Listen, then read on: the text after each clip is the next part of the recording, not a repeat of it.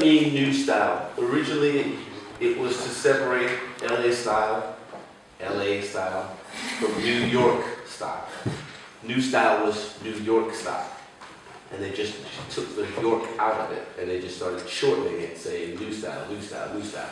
Because they wanted the original style of hip hop, as opposed to LA style, or commercial dance, which itself is stupid too. But new style is supposed to be New York style. That's the original term.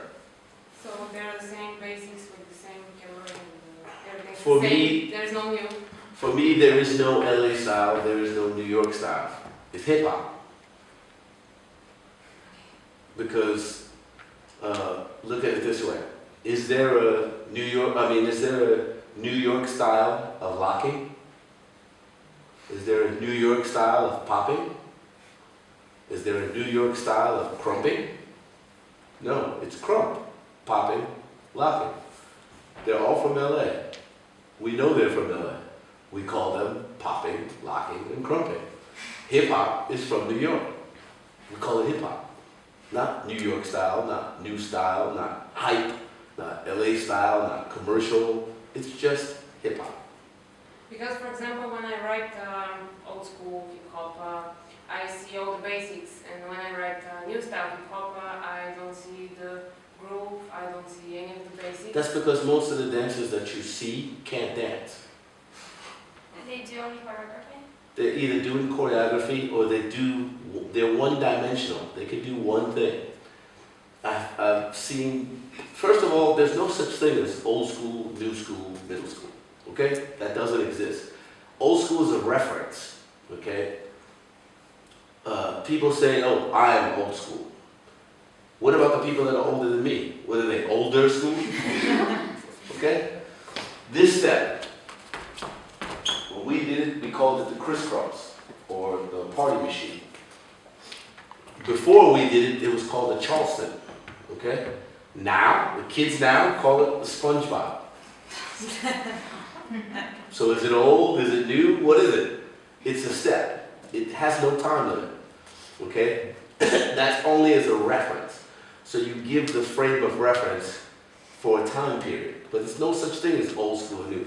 People think this shit is new. It's old. The glides and floats are 30 years old. We were doing the same shit 30 years ago. I see guys doing floats and glides on their knees. We were doing that 30 years ago. Same way, you know. B-boying is from the 70s, but I can show you b-boying in the 1800s.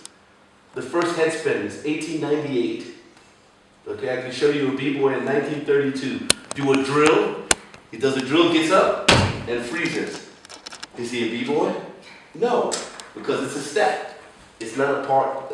The difference being what you're doing now is a part of a culture. Okay, just like tap dance has its own culture.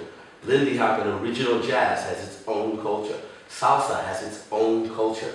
You know, it's a culture. It's a whole thing. It's not just one step. There are many steps that are the same in each style. Here. That's jazz, right? Ballet? Pas de bourrée. But if I do it here, is it the same step? But it's just b-boys do it that way. And house dancers do it this way. It's the same 1, 2, 3, 1, 2, 3. You change the step when you change the music, you change the dynamic.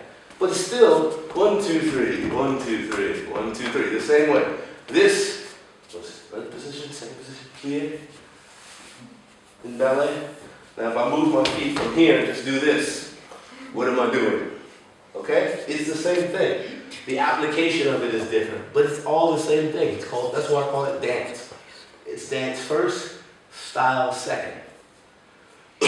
So, new style, hype, LA style, New York style. No. It's dance and then street style. Depending on what style you're doing. Popping, crumping, voguing, whacking, street style. That's the only style that I care about.